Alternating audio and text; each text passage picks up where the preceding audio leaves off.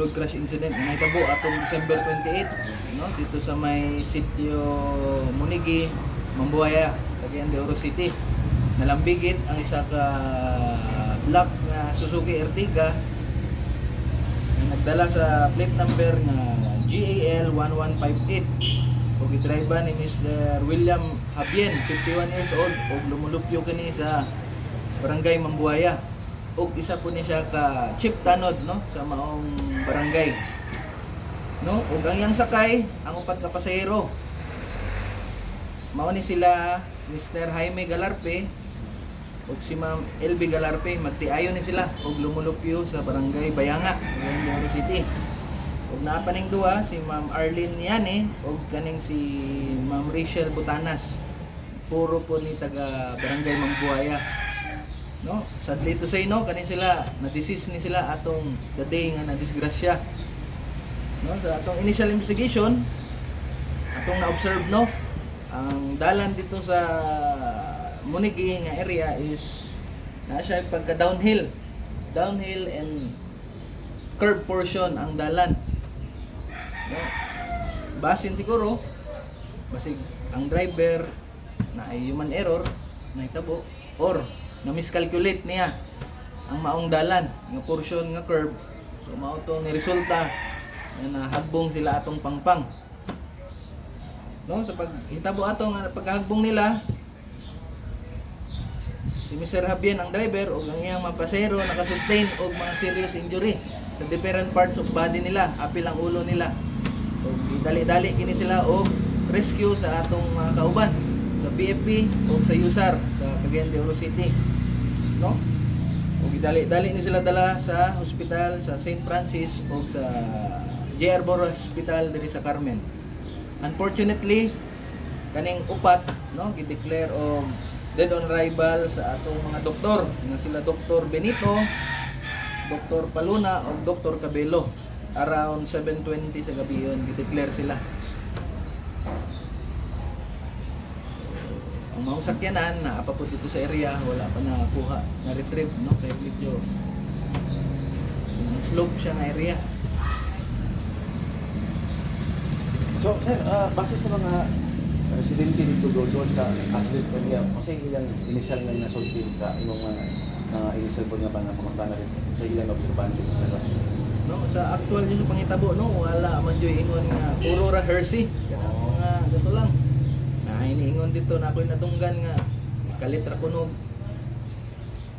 lukso, murag Superman ang sakyanan, no. So kato jud tong mga biktima o driver panaog na dito sila, no. Gikan sila dito sa may resort sa ibabaw sa maong area. So ato kung gi-confirm kung nangaligo ba sila o appeal ba sila og party, no, dili pa jud nato mo confirm kay dili pa pud nato mag-istorya karo ang mga pamilya. So ang kato mga nangamatay karon ana man to sila, No, na ang duha sir, no, na diri sa Mambuaya gihaya sa ilahang tagbalay. ama na to katong Galarpe o katong Ang Galarpe na diri sa Bayanga nga area, ang gatong duha pod na taga Mambuaya dito pod sa area nila. Ang driver na to medyo So no, ang driver, no, at antod gahapon akong gi-update, no, gikan sila sa St. Francis Hospital, critical man gyapon ang driver og walay bakante ang ICU unit sa St. Francis, so ilang gibalhin kini sa provincial. So sa ilang pagbalhin mao gyapon, puno-puno gyapon ang hospital. So waiting pa sila.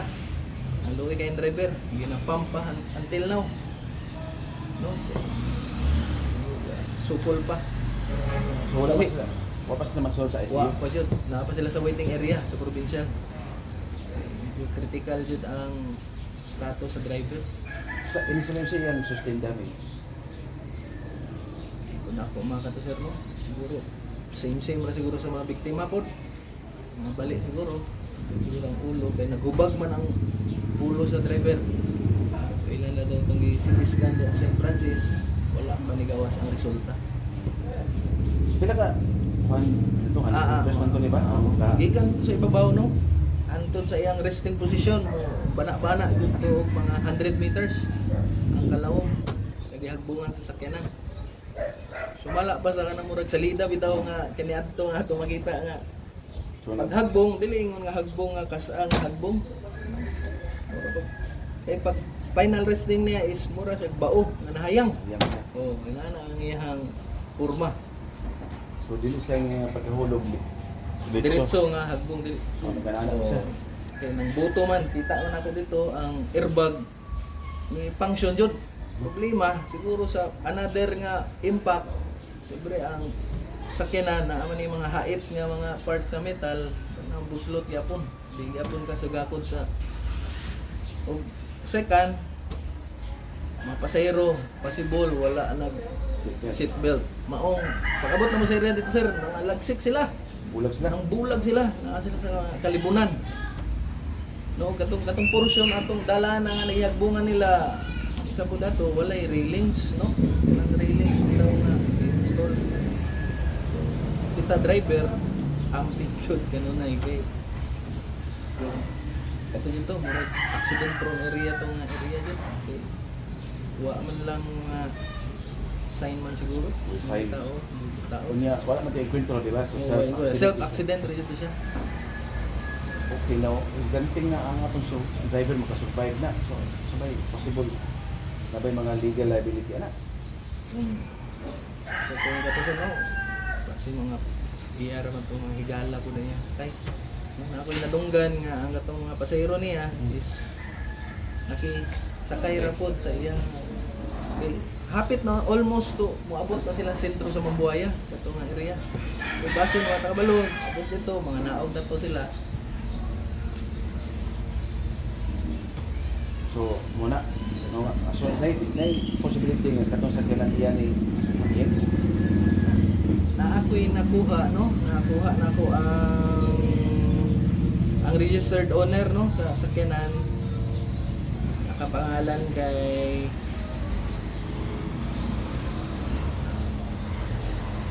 Miss Arlene Gamayot.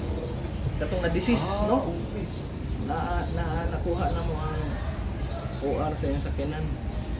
Isa po din siya sa namatay. No, kani si Ma'am Arlene Gamayot yani. Isa ni siya sa passenger atong nahigayon. Siya kasi active, siya chief barangay police or Dili sir, Tila? katong si Mr. William Habien. Habien mao to ang chief tanod. So active ito. Active to siya. Kay kanang si Mr. William ako nang amigo. Ang mo na ay Oo, na kaya madali. lang ako ni kay naay mga respondihan sa Mambuaya, ako iyang kontak ko. Naay mga i-safekeeping nga motor, siya akong kuhiton na Jeff, ikaw sa bahala ani mga motor para ma-safety. So sa side sa mo kung panguntahan na ba kita sa side sa ni Arlene na to no? Yes sir. Aw po nang panguntahan ta kung driver ba to niya personal or ni pa-drive lang niya? Oo, wala basin isa po na no nga anggulo po no basin.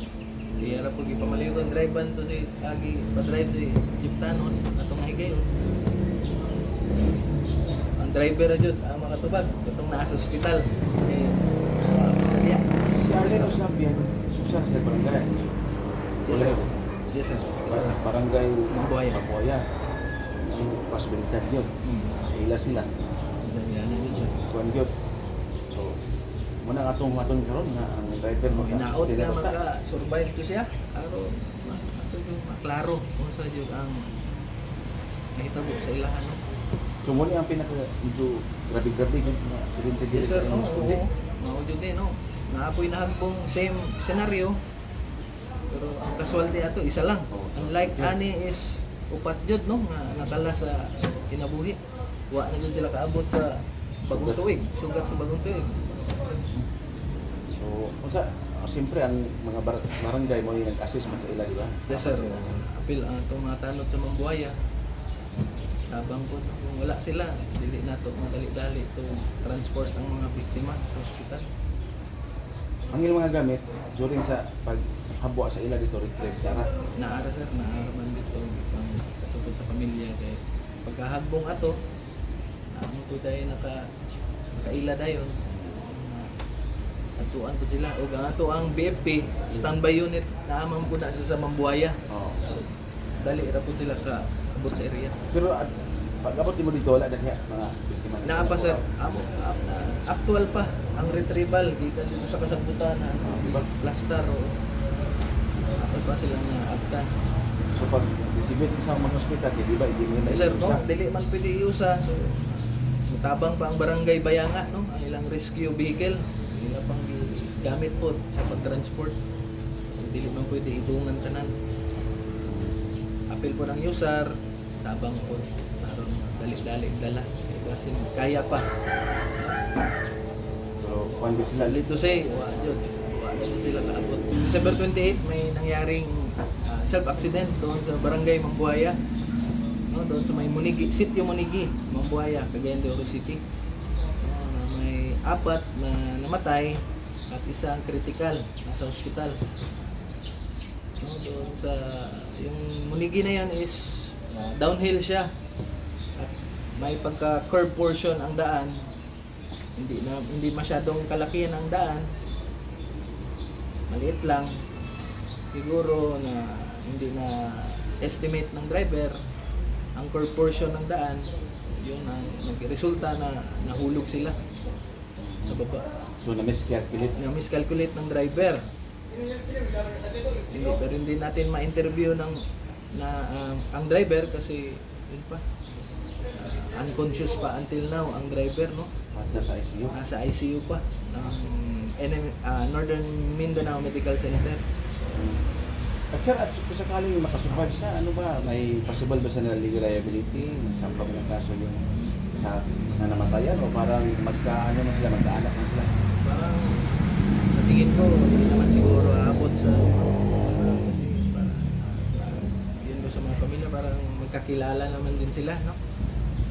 Hindi naman siguro aabot sa magsasampahan pa ng kaso. Kaya nila na aksidente talaga ang nangyari sa kanila. Bagamat aantayin pa rin natin. Antayin pa rin natin, no? Kasi Hindi pa natin alam. Hindi pa na rin natin alam. Kasi nasa emotional stage pa yung stage pa yung mga pamilya, no? Hindi pa natin kasi karapatan man din nila. Kung gusto nila maghabla sa driver, hindi natin mapigilan kasi rights nila 'yon. Natin na i-guide natin. Guide lang natin gusto ano nila. yung pwedeng isampa sa natin. I-assist natin. Sir, mga ilang oras na lang ang natira, natalikod tayo sa 2025 para sa salubong sa bagong taon. So, ngayon may last minute reminder natin sa lahat ng ating mga motorista o gumagamit dyan sa ating mga highways. No? So, yun namin, record namin dito sa Kukpo Traffic Unit, no? Medyo maraming mga aksidente sa daan. Always, reminder namin, paulit-ulit lang, na mag-ingat parati sa daan. Kasi hindi lang tayo ang gumagamit, maraming motorista ang gumagamit, no? Observe natin yung basic rule, ruling sa daan para hindi tayo mapasali sa disgrasya. Salamat. Oh, yun lang sir. Thank you sir.